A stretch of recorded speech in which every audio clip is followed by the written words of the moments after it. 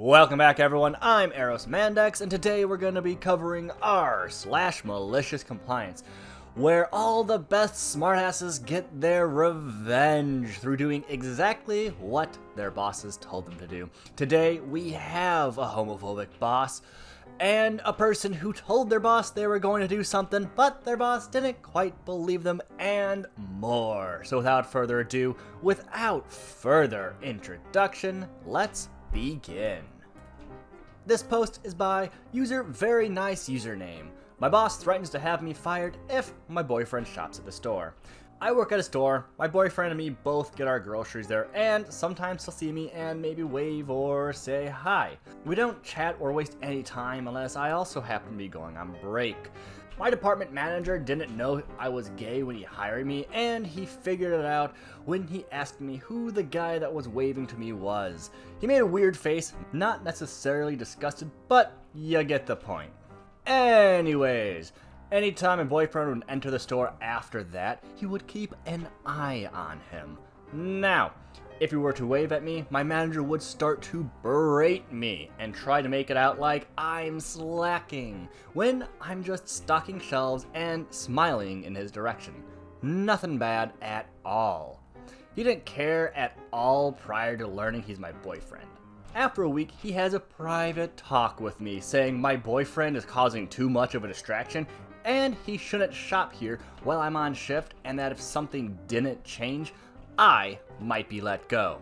I was mad. I told my boyfriend about it. He was even more mad. I didn't really want to make a big deal out of it though. This is a temp job. Probably won't even have it longer than a year or two. So I decided to prank my manager instead of getting into legal or corporate stuff. We have other gay friends that shop there. Crazy enough, we look just like regular people. So no one would realize, including my manager.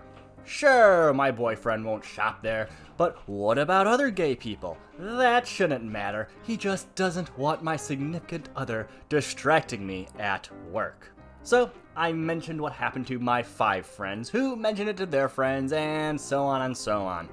My next shift, I bore witness to 30 extremely flamboyant and openly gay men and women flaunting their sexuality into the store.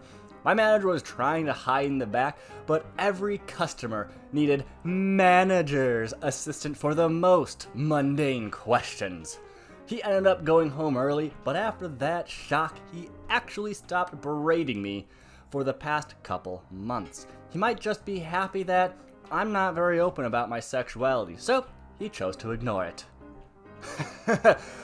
Yes! One of the best things about the LGBTQ plus community, besides the fact that they fight for equal rights, is that when some injustice happens, we fucking rally. Anything from job discrimination on up. Oh, we will get your ass sooner or later. And we'll do it as a team. Bravo. Love how they passive aggressively just mind-fucked the manager. The next post is by user TBSDY. Doc pay for being late by 2 minutes? Enjoy paying massive overtime. I worked in an electricity retailer call center. It was highly unionized, but the management tracked login times to the minute. One incredibly ridiculous thing they did was if you were a minute or two late, they would literally dock your pay by that many minutes. It wasn't really enough for us to really notice, and I'm sure they didn't actually save any money. I mean, if you were 15 minutes late, I could understand not paying, but 3 minutes late? Well, eventually, the union discovered what they were doing and were completely pissed. They hadn't been consulted about this dick move. This is where their malicious compliance comes in. The union demanded log on and log off times for everyone in the call center. What management hadn't counted on was that all of us would often need to wrap up calls and clear the queue before the call center could officially close. This often meant that operators would leave several minutes after their shift. On bad occasions, it could be 15 to 20 minute delays before they could clock off, but mostly it was only a few minutes. The union made management recalculate everyone's pay for the past year based on the clock on and clock off time. They also pointed out that staying past end of shift triggered penalty rates. Turns out that everyone, and I mean everyone, had spent more time wrapping up calls at the end of the day than they were late clocking on. Each of us got paid for lost wages at overtime rates.